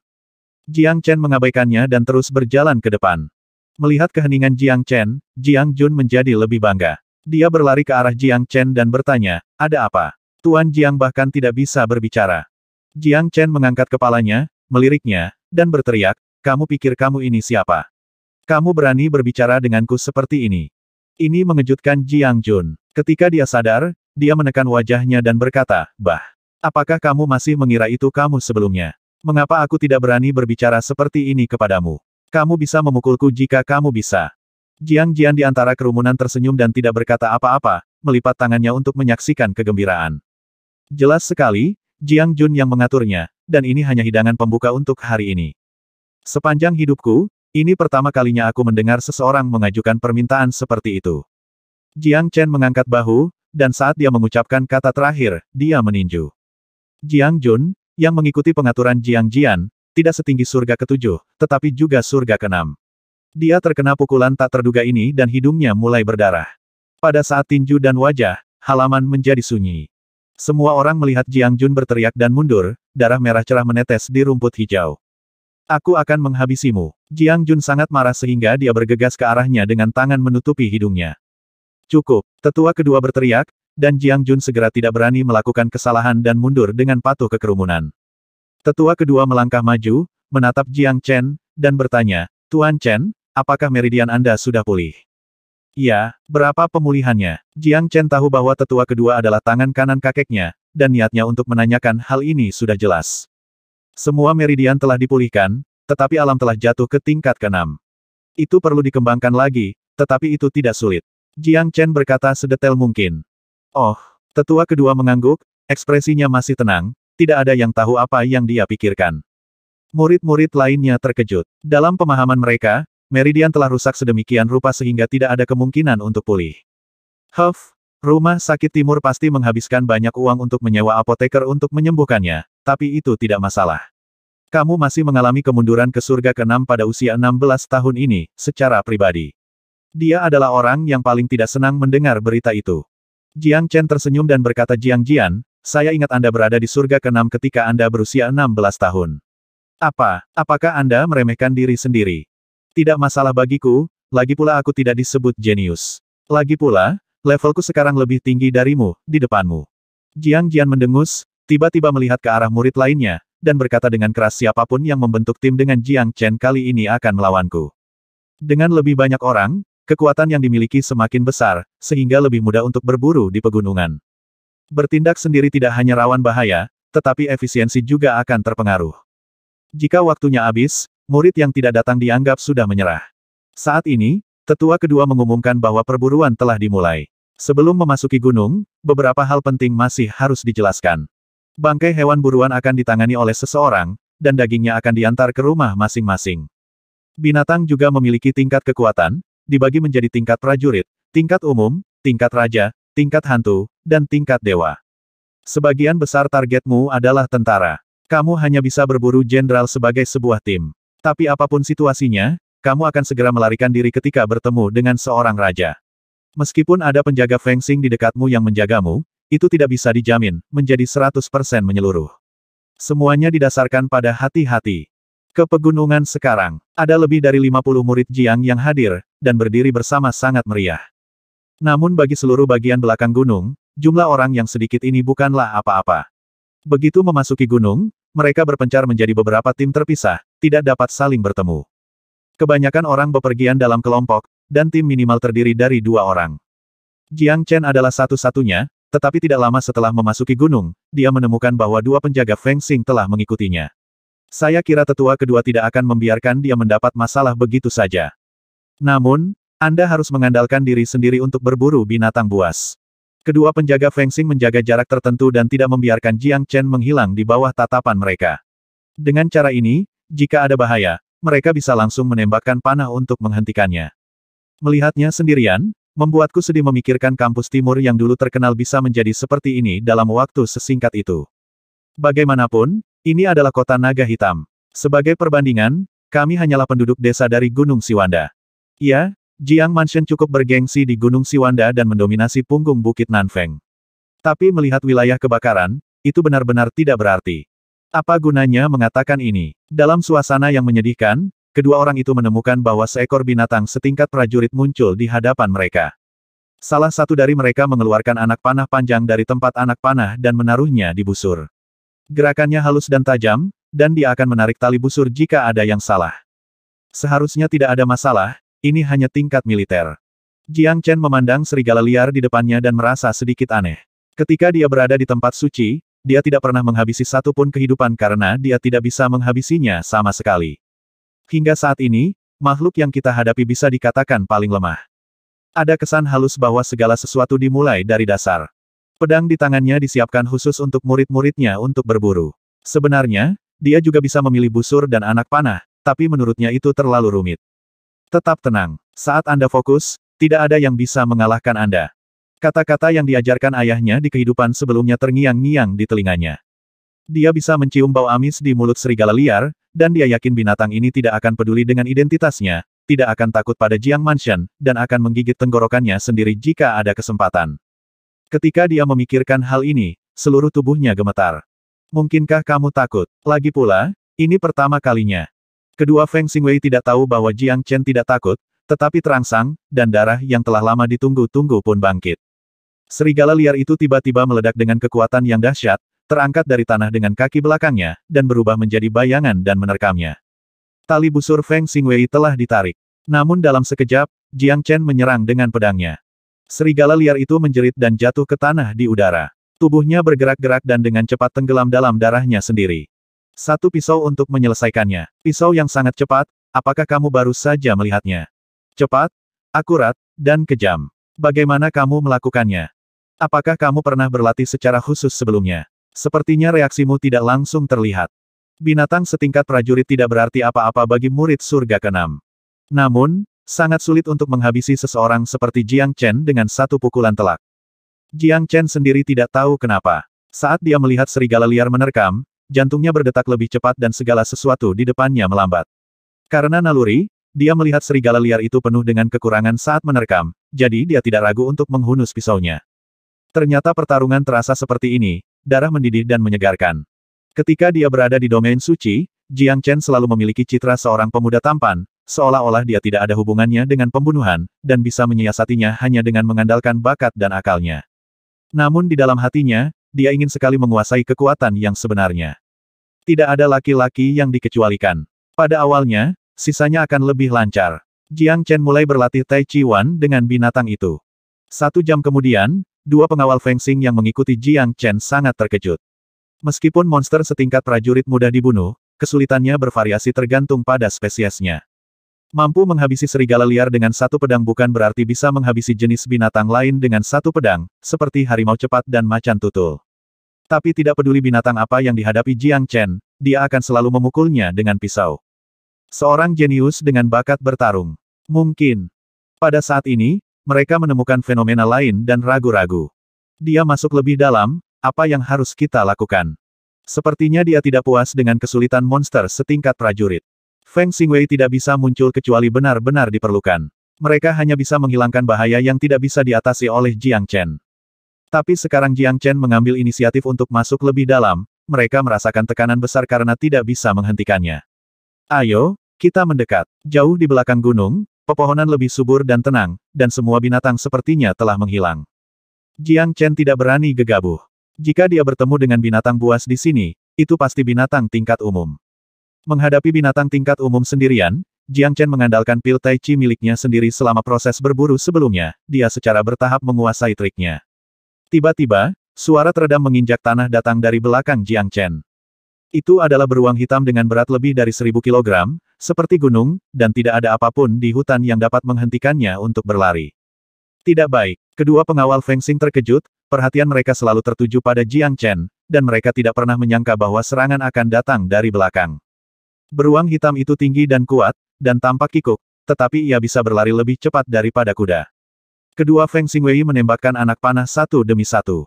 Melihat anak panah itu hendak mengenai, beruang hitam itu tiba-tiba berakselerasi, menyebabkan anak panah itu meleset. Binatang pintar, Feng Xingwei menjadi pucat karena ketakutan. Jika Jiang Chen mati di depan matanya, mereka juga tidak akan bisa bertahan. Beruang hitam keji itu tidak layak untuk disebutkan kepada mereka. Beruang hitam itu berjarak kurang dari 5 meter dari Jiang Chen dan sudah mulai menerkam. Kekuatan ribuan kilogram meledak dalam sekejap, seolah cakar tajam yang terbuat dari baja dapat dengan mudah merobek tubuh Jiang Chen. Jiang Chen, yang diserang oleh serangan diam-diam, tidak panik. Dia mundur selangkah untuk meninggalkan ruang untuk mengumpulkan kekuatan dan menyerang ke depan dengan pedang di tangan. Tuan Chen, kamu tidak bisa. Feng Xingwei terkejut. Dampak dari binatang tingkat umum, terutama beruang, terlalu menakutkan. Tubuh Jiang Chen terlalu rapuh, dan kemungkinan besar dia akan hancur berkeping-keping. Namun sebelum Feng Xingwei selesai berbicara, semuanya telah terjadi. Mereka berdua memejamkan mata, namun suara yang diharapkan tidak kunjung terdengar. Sebaliknya, mereka mendengar lolongan beruang hitam yang terus-menerus menamparkan. Mereka menoleh dan melihat Jiang Chen sedang bangkit dari tanah. Ada luka sebesar wastafel di dada beruang hitam itu. Melihat lukanya, mereka tersentak dan bertanya-tanya bagaimana cara melakukannya. Energi sejati surga ke-6 yang dikombinasikan dengan pedang tidak akan pernah mampu menyebabkan kerusakan seperti itu. Bahkan Jiu Chongtian mungkin tidak bisa menghabisinya dengan satu pukulan, tapi karakteristik energi aslinya tidak bisa menyebabkan luka seperti itu. Tuan Chen, kamu baik-baik saja. Mereka lebih peduli pada Jiang Chen daripada ini. Untungnya, kamu tidak perlu terburu-buru seperti ini. Jiang Chen melambaikan tangannya kepada mereka dan berjalan di depan hidup dan mati. Ini adalah kekuatan spiral Qi. Setelah seharian berjuang, dia menguasai pil Tai Chi. Seperti yang diharapkan, pembuluh darah ilahi dengan sempurna menahan kemampuan merobek. Lanjutkan, kata Jiang Chen dan berjalan ke depan. Melihat punggung Jiang Chen, kedua Feng Wei Xing kembali sadar. Mungkinkah ranah Master Chen telah kembali ke tingkat ke-9? Tidak mungkin, saya harus berada di surga ke-6. Bahkan pada saat mengambil tindakan, tidak ada alam tersembunyi. Tetapi jika surga ke-6 menyebabkan kerusakan seperti itu, bagaimana hal itu bisa dilakukan di surga ke-9? Mereka berdua tiba-tiba merasa bahwa Dong Yuan tidak tersesat seperti yang mereka bayangkan. Saat senja tiba, para murid yang memasuki gunung kembali ke kaki gunung satu demi satu. Perburuan musim dingin melawan para murid tidak akan berlangsung selama beberapa hari. Mengikuti murid itu keluarlah Feng Xingwei. Di penghujung hari, mereka akhirnya menghela nafas lega. Jika sesuatu terjadi pada seorang murid, Feng Xingwei akan bertanggung jawab. Tiba-tiba, sebuah berita membuat semua wajah Feng Xingwei menjadi jelek. Jiang Chen belum muncul. Seiring berjalannya waktu, banyak murid mulai berdiskusi dengan hangat. Dia tidak mati di dalam, kan? Jiang Jianxin berkata tanpa simpati di wajahnya. Jika ini masalahnya, akan terlambat baginya untuk bahagia. Tetua kedua mengerutkan kening, dan terlihat bahwa dia sedikit cemas. Untungnya, ketika tetua kedua sedang memikirkan apakah akan pergi ke gunung untuk mencari, Jiang Chen muncul di hadapan semua orang. Dia tampak lebih malu dari siapapun, seolah-olah dia baru saja melalui pertempuran sengit. Pelan-pelan, apakah kamu ingin orang lain menunggumu? Jiang Jian sangat kecewa dan berteriak dengan marah. Dua penjaga Feng Xing yang melindungi Jiang Chen berlari ke tetua kedua dan berbisik di telinga mereka, melaporkan alasan mengapa mereka kembali begitu terlambat. Ini sangat sederhana. Jiang Chen melangkah terlalu dalam, dan tentu saja butuh sedikit waktu untuk keluar. Setelah mendengarkan kata-kata Feng Xingwei, tetua kedua memperhatikan Jiang Chen dengan mendalam. Kembali ke tim. Segera, semua murid di halaman berdiri di posisi semula. Sekarang kita akan menghitung hasilnya. Seekor binatang tingkat prajurit akan diberi hadiah 10 koin perak, dan binatang tingkat umum akan diberi hadiah pil pengumpul Qi. Selain itu, tubuh binatang yang Anda buru akan didistribusikan ke setiap rumah. Banyak orang biasa di kota pegunungan yang sangat gembira karena mereka memiliki daging hewan dan koin perak. Namun, anak-anak Jiang Mansion meremehkan hal ini. Jiang Jian, khususnya, mengangkat dadanya tinggi-tinggi dan tampaknya telah mencapai hasil yang baik. Murid pertama di baris pertama berdiri, dan Feng Xingwei segera melaporkan hasilnya. 5 monster tingkat militer. Dia adalah seorang gadis berusia 16 tahun yang berada di alam kondensasi Qi tingkat 6. Hasil ini dianggap bagus. Apakah kamu keberatan? Tanya tetua kedua. Tidak, gadis itu membenarkan. Ternyata Feng Xingwei tidak hanya melindungi mereka secara diam-diam, tetapi juga mencatat hasilnya satu persatu tanpa ada perbedaan. Mereka secara akurat melaporkan hasil dari selusin murid berikutnya, dan semuanya yang terbasmi adalah monster setingkat prajurit. Sekarang giliran Jiang Jian, 16 monster tingkat prajurit dan 1 monster tingkat umum. Ketika hasilnya dibacakan, wajah Jiang Jiancang berseri-seri dengan gembira, dan seperti yang diharapkan, dia menarik banyak perhatian. Pria dan wanita yang hadir sangat bersemangat. Binatang tingkat umum itu terlalu kuat bagi mereka dan mereka tidak berani memprovokasinya. Tapi Jiang Jian sebenarnya memburu binatang tingkat umum. Meskipun dapat ditebak bahwa dia bekerja sama dengan orang lain, ujian diberikan kepadanya, dan tentu saja akan ada imbalan lain setelah kembali. Dengan cara ini, hasil Jiang Jian pada dasarnya adalah yang tertinggi. Setelah keributan, proses berlanjut. Saat giliran Jiang Chen, mata semua orang berkumpul. Jiang Jian bersiul, tersenyum penuh kemenangan, dan berkata, melihat rasa malu Jiang Chen, sepertinya dia telah bertarung selama 300 ronde. Saya tidak tahu apa hasilnya nanti. Mungkin dia berguling-guling di tanah beberapa kali. Jiang Jun, yang dipukul sebelumnya, berkata dengan sinis. Kata-kata ini menyebabkan para murid di kampus barat tertawa, dan hal ini sangat kasar di halaman. Para murid di halaman timur menundukkan kepala dengan ekspresi rumit. Para murid yang tidak ada hubungannya dengan diri mereka sendiri hanya menantikan hasilnya. Setelah begitu banyak hal terjadi, orang-orang ingin tahu hasil apa yang dapat dihasilkan oleh Jiang Chen. Dua penjaga Feng Xing yang sebelumnya melindungi Jiang Chen saling memandang, dan salah satu dari mereka berdiri dan berkata dengan sungguh-sungguh 20 monster tingkat prajurit dan 5 monster tingkat umum. Mendengar ini, banyak orang yang tersenyum dan telinga berkedut, tidak yakin dengan apa yang mereka dengar. Tapi suara Feng Xingwei sangat kuat dan tidak salah lagi. Semua orang langsung bersemangat. Prestasi 20 monster tingkat prajurit sudah luar biasa, tapi mereka diabaikan. 5 kepala, 5 binatang tingkat umum. Apa konsep ini? Jiang Jian dianggap hebat ketika dia bekerja sama dengan orang lain untuk menghabisi binatang tingkat umum, tapi bagaimana dengan Jiang Chen, yang bertindak sendiri dan menghabisi 5 binatang tingkat umum? Itu luar biasa. Ini tidak mungkin, Feng Xingwei pasti telah membantunya. Jika tidak, bagaimana mungkin Jiang Jian berada di tengah kata-katanya ketika dia melihat mata dingin dari tetua kedua dan Feng Xingwei lainnya hal yang salah, dia segera tutup mulut. Namun ia ogah menyerah. Ayahnya masih menunggu kabar baik darinya. Dia mengubah metodenya dan berkata, Jiang Chen, tampar aku, apakah kamu berani? Kamu dapat menghabisi 5 binatang tingkat umum, saya pikir kamu tidak perlu takut dengan tamparanku. Suasana membeku dengan kata-kata ini, dan para murid memandang Jiang Jian tanpa bisa dijelaskan. Perbedaan antara satu level dan satu level hampir sama dengan kekuatan seekor lembu. Apalagi dalam konfrontasi head-to-head, Jiang Chen mengalami kerugian besar. Jiang Jian jelas-jelas menindas, tapi dia mengetahuinya, jadi dia tidak memutuskan hasilnya. Ada banyak orang yang sama skeptisnya dengan Jiang Jian dan memandang Jiang Chen, ingin mendengar apakah dia akan menjawab atau tidak. Tentunya jika Jiang Chen tidak setuju, kinerja akan dipertanyakan dan kinerja hari ini akan sia-sia. Oke. Satu tamparan saja. Jiang Jian mencibir dalam hatinya. Jika dia menang dengan satu tangan, dia bisa menggunakan topik itu untuk keuntungannya. Sebaiknya kamu memberikan segalanya. Arogansi. Jiang Jianping terbang dari tanah dan mengayunkan telapak tangannya. Begitu kikuatnya beredar, tanaman dan pepohonan dimanapun dia lewat menjadi bengkok. Jiang Chen juga mengambil tindakan pada saat bersamaan. Feng Xingwei dan tetua kedua yang hadir menemukan bahwa aliran udara yang didorong oleh lengan Jiang Chen tidak biasa dan berputar, yang membuat mereka bingung. Ledakan. Kedua telapak tangan bertabrakan, ekspresi bangga Jiang Jian membeku, dan kemudian dia menjadi pucat karena terkejut, dan seluruh tubuhnya langsung terlempar. Satu telapak tangan memang menentukan pemenangnya, tapi Jiang Jianlah yang kalah. Bagaimana bisa? Perbedaannya jelas sangat besar, lalu mengapa hasilnya sebaliknya? Banyak orang mengucek mata untuk memastikan mereka melihatnya dengan benar dan tidak tahu harus berkata apa. Jiang Chen tersenyum bangga, inilah kekuatan spiral jin. Apa hebatnya, kamu sudah lama bisa mengalahkanku, tapi sekarang kamu hanya berdiri diam. Jiang Jian tidak terluka dan masih bersikap kasar setelah bangun. Itu lebih baik darimu. Jika kamu masuk ke halaman timur lagi, aku akan mematahkan kakimu. Teriak Jiang Chen. Wajah Jiang Jianti pucat dan dia berkata dengan dingin, kamu hanya bisa memamerkan kekuatanmu di sini. Saat tahun baru Imlek tiba, kamu tidak akan seberuntung itu. Ya, Jiang Chen mengabaikan kata-kata ini, yang membuat Jiang Jian sangat marah, tapi dia masih mempedulikannya di dalam hatinya. Di antara murid-murid yang hadir, yang memiliki level tertinggi adalah Jiang Jian. Jika Jiang Mansion hanya memiliki kekuatan baru ini, itu tidak akan cukup untuk bertahan hidup di Gunung Siwan. Alasan sebenarnya adalah karena murid-murid yang lebih tua dan berprestasi tidak lagi bergaul dengan anak-anak yang masih bermain-main.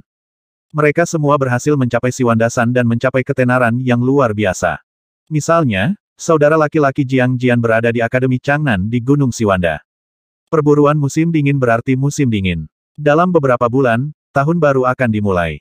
Tidak hanya para murid yang telah keluar yang akan kembali, tetapi banyak orang berkuasa yang telah melakukan perjalanan juga akan datang ke Jiang Mansion untuk bergabung dalam perayaan Tahun Baru. Inilah yang membuat Jiang Jian sombong. Pada saat itu, bahkan jika alam Jiang Chen kembali ke 9 surga, dia akan tetap terjebak di tempat yang sama selama setahun terakhir.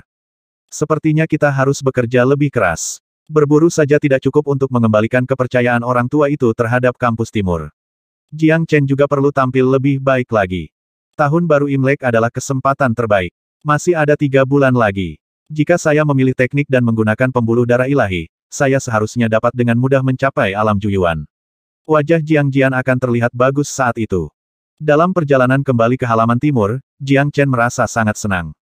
Merupakan hal yang luar biasa mendapatkan kekaguman dan kekaguman orang lain melalui kekuatan. Dia tidak terburu-buru untuk kembali ke halaman timur dan mulai berkeliaran di sekitar kota pegunungan. Saya sudah lama berada di benua Jiutian, dan saya tidak pernah sepenuhnya menghargai dunia ini. Namun, Jiang Chen telah melakukan perjalanan ke berbagai tempat di Tanah Suci dan telah melihat banyak pemandangan indah dan langka. Menurutnya, kota pegunungan kecil itu biasa saja. Tuan Chen, tanpa disadari, semakin banyak orang yang menyambutnya di jalan, dan Jiang Chen menyadari bahwa dia telah sampai di halaman timur. Apapun yang terjadi di kampus timur, masih ada beberapa orang setia yang menghormatinya dari lubuk hati yang paling dalam. Alasannya adalah karena ayahnya adalah orang yang baik hati. Pendapatan Dong Yuan sangat tinggi dalam beberapa tahun terakhir, tetapi pajak berikut ini paling rendah, yang bisa disebut keajaiban. Tuan Chen, ada orang-orang dari halaman barat yang membuat masalah di toko Tianyi. Apakah Anda ingin pergi dan melihat-lihat? Oh, cabang barat telah mengambil alih properti cabang timur dengan berbagai nama. Jiang Chen mengetahuinya, tetapi belum pernah melihatnya dengan matanya sendiri. Jadi dia datang ke toko Tianyi dan melihat sekelompok besar orang di luar toko. Suara pertengkaran bergema di antara kerumunan. Li Hong, apa maksudmu? Ini tokoku di halaman timur. Mengapa orang-orangmu harus mengambil alih? Itu adalah suara Fan Tu, dan sulit untuk tidak mendengar suaranya yang nyaring. Li Hong, salah satu pengurus halaman barat, musuh paman Fan Jiang Chen tahu bahwa masalah hari ini tidak akan berakhir dengan mudah. Toko Tianyi adalah toko pakaian, jangan remehkan toko ini, ada beberapa pabrik pewarnaan di belakangnya, semua bahan baku pakaian di Nanfengling berasal dari sini. Kini setelah musim dingin memasuki, setiap orang perlu membeli baju baru. Diperkirakan bisnis akan sangat panas dalam beberapa bulan ke depan. Halaman barat datang untuk merampok toko Tianyi saat ini, dengan harapan dapat memutus sumber kekayaan besar halaman timur. Baik cabang timur dan cabang barat keduanya merupakan industri dengan nama Jiang Mansion. Sekarang cabang timur Anda mengalami penurunan dan kekurangan tenaga kerja, banyak industri yang terkena dampak besar dan pendapatan Anda turun tajam. Pada akhirnya, Jiang Mansion juga terpengaruh. Saya di sini untuk membantu Anda mengurus bisnis Anda. Jiang Chen menyingkirkan kerumunan dan melihat senyum lucu Li Hong, tidak peduli dengan tatapan tajam Fan Tu. Berhenti bicara omong kosong dan keluar. Fan Tu tidak ingin berdebat sama sekali. Fan Tu, kamu sangat tidak tahu malu. Apakah kamu masih berpikir halaman timur adalah halaman timur sebelumnya? Tuanmu sudah tidak ada lagi, mengapa kamu begitu sombong? Li Hong juga marah dan mengucapkan kata-kata kasar. Tetap saja, aku masih bisa menghajarmu dengan baik. Belum tentu demikian. Pada titik ini, keduanya terdiam, dan orang-orang di sekitar mereka menyingkir. Fan Tu tidak ingin berdebat, tapi dia sangat ingin mengambil tindakan. Hal yang sama berlaku untuk Li Hong. Sepertinya kamu tidak yakin. Baiklah, aku akan mengalahkanmu hingga menyerah. Begitu dia selesai berbicara, Li Hong mengambil tindakan. Dia menggunakan teknik telapak tangan, dan dengan satu serangan telapak tangan, gelombang panas yang luar biasa muncul dari udara tipis. Ayo ayo, Fan Tu meraung dan bergegas ke depan sambil mengepalkan tangannya. Kedua pria besar itu segera saling berhadapan. Bang! Tinju mereka saling bersentuhan, tetapi keduanya tetap tidak bergerak. Sebaliknya, batu biru di bawah kaki mereka retak dengan retakan yang tak terhitung jumlahnya, dan cipratan kerikil menembus tanda yang tergantung di atas kepala mereka. Para penonton begitu ketakutan hingga mereka mundur lagi. Ternyata wilayahmu sudah meningkat. Pantas saja kamu begitu sombong. Fan Tu mengerutkan bibirnya dan meninju dengan tangan kirinya. Ini bukan hanya dunia nyata. Li Hong tersenyum entah kenapa, dan bayangan yang tak terhitung jumlahnya muncul di telapak tangan kirinya yang terangkat dalam sekejap, tumpang tindih satu sama lain, dan tiba-tiba muncul kembali saat dia menamparnya. Terjadi lagi benturan tinju ke telapak tangan, dan kali ini Fan Tu yang mengalami kerugian besar. Dia mundur beberapa langkah dan hampir terjatuh jika tidak menahannya. Kamu, Fan Tu tidak menyangka bawahan ini akan mendapat pukulan sekuat itu. Hahaha, Fan Tu, apa kabar? Keterampilan telapak tanganku yang baru dipelajari baik-baik saja. Aku menyarankanmu untuk segera mengaku kalah, pergi dari sini, dan biarkan aku mengambil alih toko Tianyi dengan lancar. Jangan pernah memikirkannya. Fan Tu menahan rasa sakit dan membusungkan dadanya untuk terus bertarung. Jiang Chen, yang menyaksikan pertarungan dari samping, tahu bahwa Fan Tu tidak memiliki harapan untuk menang, jadi dia melangkah maju tepat waktu dan berkata berhenti. Tuan kecil, Tuan Chen. Tentu saja, seseorang dengan nama keluarga asing seperti Li Hong tidak bisa menghina Jiang Chen sesantai Jiang Jian, tapi tidak ada rasa hormat sama sekali dalam panggilan tuan muda ini. Manajer Li, Manajer Fan baru saja pulih dan lukanya belum sembuh total. Anda tidak bisa mengalahkannya seperti ini. Oh, bagiku tidak terlihat seperti itu. Li Hong mencibir mendengar pernyataan ini. Fan Tu di sana juga merasa malu. Menang atau kalah bukanlah hal yang menakutkan, tapi jika dia tidak mengakuinya, itu akan sedikit memalukan. Dalam 7 hari, cedera manajer Fan akan sembuh total. Lalu Anda bisa bertanding lagi. Jiang Chen memicingkan mata ke arah Li Hong dan tidak memberinya kesempatan untuk berdebat. Jika manajer Fan kalah, cabang barat Anda akan mengambil alih toko Tianyi. Serius, Li Hong sangat gembira. Tuan kecil. Fan Tu merasa ngeri. Bahkan jika dia tidak bisa menang, toko Tianyi tidak akan memberikannya begitu saja. Bahkan jika pengadilan timur tidak bisa mendapatkannya, pengadilan barat tidak akan mendapatkan keuntungan darinya. Namun, karena Jiang Chen adalah tuan muda dari halaman timur, begitu dia mengatakan ini, itu sama dengan memberikan keuntungan gratis kepada halaman barat. Kalau begitu, itu kesepakatan. Semua orang akan bersaksi untukku. Kita akan berkompetisi lagi di sini dalam 7 hari. Li Hong takut dia akan menyesalinya, jadi dia segera menyegel kesepakatan itu. Jangan khawatir, tidak mungkin aku bisa memasang taruhan begitu saja. Bagaimana jika manajer Li kalah? Aku tersesat. Li Hua merenung sejenak dan bertanya, bagaimana menurut Anda, Tuan Chen? 100 kuda naga api. Setelah musim dingin, hampir mustahil bagi kuda biasa untuk bergerak di pegunungan, tetapi kuda naga api berbeda. Ia memiliki darah naga api binatang buas kuno dan tidak takut pada cuaca dingin yang parah. Di musim dingin, kuda naga api adalah segalanya di Gunung Siwanda. Fan Tu merasa taruhan Jiang Chen sepadan. Tetapi, kuncinya adalah apakah Anda bisa menang. Oke, sudah beres. Li Hong berkata dengan percaya diri. Fan Tu merasakan beban berat di pundaknya. Dalam perjalanan pulang, Fan Tu berjuang untuk waktu yang lama dan tidak dapat menahan diri untuk tidak berkata tuan muda. Hanya saja level Li Hong telah meningkat, tetapi dia tampaknya telah mempelajari teknik telapak tangan yang sangat kuat. Saya pikir dia bukan cocok untuknya. Jangan khawatir, teknik telapak tangan itu tidak terlalu kuat. Manajer Fan, saya akan mengajari Anda serangkaian teknik tinju untuk memastikan Anda bisa menang dalam 7 hari. Keterampilan tinju. Fan Tu memandang Jiang Chen dengan curiga. Sejak cedera serius terakhirnya sembuh, dia telah menerima instruksi dari Gao Yue. Mengenai rahasia Jiang Chen, jika Jiang Chen sendiri tidak memberitahu mereka, dia tidak bisa ikut campur. Kembali ke halaman timur, Jiang Chen menemukan kertas dan pena dan menuliskan pelajaran seni bela diri.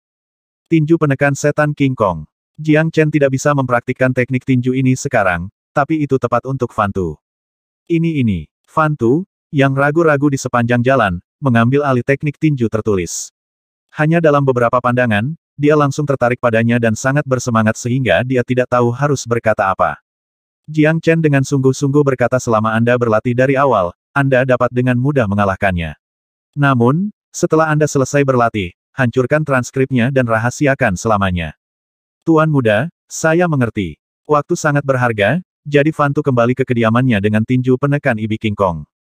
Jiang Chen tidak memikirkan masalah ini, dia cukup percaya diri. Tinju penakluk setan King Kong dapat dimasukkan ke dalam kuil Ling Yun. Saya juga ingin berlatih secara formal. Sebelumnya, ini hanya tentang memulihkan meridian, tetapi sekarang, tentang memilih teknik untuk dipraktikkan. Jiang Chen yang telah meninggal juga berlatih seni bela diri di masa lalu. Ayahnya mengajarinya. Dibandingkan dengan seluruh Siwandasan, itu adalah seni bela diri yang patut ditiru. Mampu berlatih hingga tingkat ke-9 sebelum usia 16 tahun sepenuhnya bergantung pada teknik ini. Namun menurut Jiang Chen, skill ini hanya bisa dikatakan pas-pasan. Dia memiliki pilihan yang lebih baik, dan melatih keterampilan tidak memiliki persyaratan pada dirinya sendiri seperti keterampilan misterius. Semua keterampilan menyerap energi spiritual langit dan bumi, tetapi sifatnya berbeda. Perbedaannya dapat dibagi menjadi ketaatan, kesukarelaan, predator, dan melahap. Ketaatan adalah yang paling umum. Kebanyakan latihan akan mengajarkan Anda bagaimana berkomunikasi dengan energi spiritual langit dan bumi, mematuhi langit dan bumi, dan secara alami membiarkan energi spiritual masuk ke dalam tubuh. Kesukarelaan lebih kuat, dan energi spiritual langit dan bumi berkumpul terhadap diri sendiri atas inisiatifnya sendiri. Jadi penjarahan itu mudah dimengerti. Terlepas dari apakah energi spiritual langit dan bumi mau atau tidak, itu akan langsung dirampas. Melahap adalah teknik yang paling kuat dan paling langka. Ini mirip dengan penjarahan. Namun, karena penjarahan terlalu berlebihan, energi spiritual yang diperoleh tercampur dan tidak murni, yang dengan mudah dapat menyebabkan masalah di masa depan seiring berjalannya waktu. Tetapi menelannya berbeda. Terlepas dari apakah energi spiritual itu mengandung kotoran atau tidak, semuanya akan berubah menjadi energi sejati yang murni dan menyimpannya sendiri. Perbedaan sifat dari keempat keterampilan ini dibagi menjadi 4 tingkatan di benua Jiutian Surga, Bumi, Suan, dan Huang. Keterampilan tingkat kuning adalah ketaatan, dan keterampilan tingkat surga adalah menelan. Teknik yang akan dipraktikkan Jiang Chen disebut menelan surga Jue, dan dari namanya Anda dapat mengetahui bahwa itu adalah teknik Tianji. Teknik yang dipraktikkan oleh tubuh ini sebelumnya hanya pada tingkat Suan. Dengan Kung Fu Tianji, saya tidak percaya bahwa saya tidak akan bisa mencapai alam Juyuan sebelum tahun baru Imlek. Tuan, pil pengumpul Qi telah dikirimkan. Saat ini, seorang pelayan mendatanginya, memegang botol giok di tangannya. Jiang Chen kemudian teringat bahwa itu adalah hadiah perburuan musim dingin, 5 binatang tingkat umum dan 5 pil pengumpul Qi. Baiklah, bawakan. Tingkatan obat mujarab dibagi menjadi tingkatan 1 hingga 7. Pil pengumpul Qi adalah pil kelas 1. Di Tanah Suci, hanya anak-anak dari keluarga miskin yang dapat meminum ramuan jenis ini. Tapi menilai dari reaksi Jiang Mansion barusan, ramuan biasa kelas 1 ini adalah sumber daya yang relatif langka. Hah? Jiang Chen mengambil botol itu, menuangkan 1 pil ke tangannya, dan segera mengerutkan kening. Siapa yang memurnikan ramuan di rumah? Tuan muda, sang alkemis sangat mulia. Bagaimana bisa ada seorang alkemis di Jiang Mansion? Mereka menyiapkan bahan obat sendiri dan kemudian pergi ke kota Baisui untuk meminta sang alkemis membantu memperbaikinya. Jadi begitu, suatu kekuatan membutuhkan ramuan dalam jumlah besar, dan biasanya memiliki ahli ramuannya sendiri. Tapi Jiang Mansion tidak memilikinya, jadi perlu mempekerjakan orang luar. Yang paling penting adalah Jiang Chen menemukan bahwa orang yang memurnikan ramuan itu tidak baik sama sekali, atau tidak berhati-hati. Mungkin karena dia dibayar, sang alkemis tidak perlu mengkhawatirkan materinya, jadi dia sedikit berantakan. Sekilas Jiang Chen dapat mengetahui bahwa di antara 5 pil pengumpul Qi di tangannya, beberapa di antaranya memiliki bahan yang dapat digunakan untuk ramuan kelas 2. Bisa dikatakan sia-sia menggunakannya di kelas 1. Tentu saja, keuntungan melakukan hal ini adalah untuk memastikan tingkat keberhasilan alkimia. Orang-orang di Jiang Mansion tidak tahu apa-apa tentang ini, dan mereka sangat berterima kasih kepada alkemis spiritual setelah ditipu. Apakah karena kualitasnya kurang bagus untuk disempurnakan dengan bahan yang lebih baik, atau karena tipuan yang disengaja? Kemungkinan yang pertama lebih tinggi, karena yang terakhir tidak membawa manfaat apapun bagi sang alkemis. Sungguh sia-sia jika menganggapnya seperti ini. Jiang Chen merasa perlu melakukan sesuatu dan memerintahkan bawakan saya baskom berisi air. Saya ingin air dari sumur. Oke, pelayan itu tidak tahu apa yang akan dia lakukan, tapi dia tidak ragu-ragu. Tidak lama kemudian, baskom berisi air dibawa ke Jiang Chen. Jiang Chen memegang 5 pil pengumpul Qi di tangannya, lalu mengulurkan tangannya ke dalam air, menutup matanya sedikit, dan mengarahkan energi spiritual langit dan bumi untuk berkumpul di tangannya. Perlahan, telapak tangannya memancarkan cahaya redup, dan di saat yang sama, sedimen meluap dari celah di antara jari-jarinya. Setelah selesai, Qi Gathering Pil di tangan Jiang Chen berukuran 1 lebih kecil, seolah-olah lapisan kotoran yang tidak berguna telah terkelupas. Ini sangat mudah. Jiang Chen tidak mengubahnya menjadi ramuan kelas 2, yang membutuhkan kemampuan untuk membuat sesuatu dari ketiadaan, tetapi hanya meningkatkan kualitas ramuan tersebut. Kualitas setiap produk obat mujarab berbeda-beda tergantung pada level orang yang membuat obat mujarab dan bahan obatnya. Misalnya ramuan biasa kelas 1, ramuan pamungkas kelas 1, ramuan asli kelas 1, dan ramuan dewa kelas 1. Karena master ramuan sebelumnya menyia-nyiakan bahan dan masih menyempurnakan ramuan biasa, Jiang Chen ditingkatkan menjadi ramuan terbaik, dan salah satunya bahkan mencapai tingkat ramuan asli. Jiang Chen, yang hendak mencapai ranah, sangat senang melihat hasil ini. 7 hari kemudian, Jiang Chen, yang sedang berlatih dalam pengasingan, mendengar suara kuda meringkik di luar halaman dan tersenyum penuh arti. Segera setelah itu, tawa hangat Fan Tu terdengar.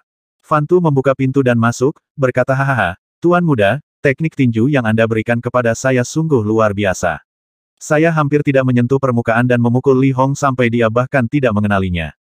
Jiang Chen tidak terkejut dengan hasil ini. Dengan 100 kuda naga api, halaman timur akan memiliki banyak wajah sekarang, dan musim dingin akan jauh lebih baik. Fan Tu mulai mengagumi tuan mudanya. Paman Fan, pilihkan yang bagus untukku. Aku kehilangan tunggangan. Tidak masalah, aku akan mengurusnya, Paman Fan. Fan Tu meyakinkannya sambil menepuk dadanya, dan segera pergi memilihkan kuda untuknya. Sore harinya, muncul kabar lain bahwa Gao Yue yang sedang mencari bantuan telah kembali. Saya harap ada kabar baik. Jiang Chen datang ke aula utama halaman timur untuk menyambut Gao Yue, tetapi ketika dia melihat wajah Gao Yue, dia tahu bahwa keadaan sedang buruk. Bu, kamu benar-benar menunjukkan semua yang ada di wajahmu. Saat Jiang Chen memikirkannya, dia bertanya, Ibu, apa yang terjadi? Gao Yue enggan mengatakannya, dengan ekspresi kesedihan, kemarahan, keluhan, dan ketidakberdayaan yang mendalam, dan berkata Chen Er, Ibu benar-benar tidak berguna. Sehat, Jiang Chen tahu bahwa ibunya cenderung menangis, tapi untungnya Sue Er, seorang pelayan, tidak bisa mengendalikan mulutnya. Suir, beritahu aku, Tuan, keluarga Su sangat keji. Benar saja, Suir mau tidak mau meledak dan menuduh keluarga Su. Kali ini seharusnya tidak sulit bagi Gao Yue untuk pergi ke keluarga Su untuk meminta bantuan. Kami tidak melihat Master Su Mansion saat pertama kali kami pergi ke sana. Suqian membawa kami ke aula samping dan menunggu selama 1 jam penuh.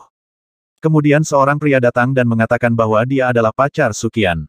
Dia mengatakan kepada kami untuk tidak mengkhawatirkan Suqian. Dia mengatakan bahwa Dong Yuan saat ini hanyalah delusi. Saya dan istri saya awalnya berpikir bahwa Suqian datang dengan metode ini karena dia ingin menyesali pernikahannya, jadi kami ingin menemui Tuan Istana Su untuk memperjelas segalanya sehingga kami bisa berkumpul dan berpisah. Akibatnya, Suqian hanya meminta orang-orang mengusir kita. Suqian adalah tunangan Jiang Chen. Ketika wanita itu datang ke Jiang Mansion sebagai tamu, dia sangat hormat dan berbakti kepada Gao Yue, dan mulutnya juga sangat manis. Memperlakukan orang yang lebih tua seperti ini sekarang memang membuktikan pepatah, mengenal orang, mengenal wajah, tetapi tidak mengenal hati. Keluarga Su menyukai Jiang Chen karena Jiang Chen memiliki ayah dan mampu menjadi penguasa Jiang Mansion.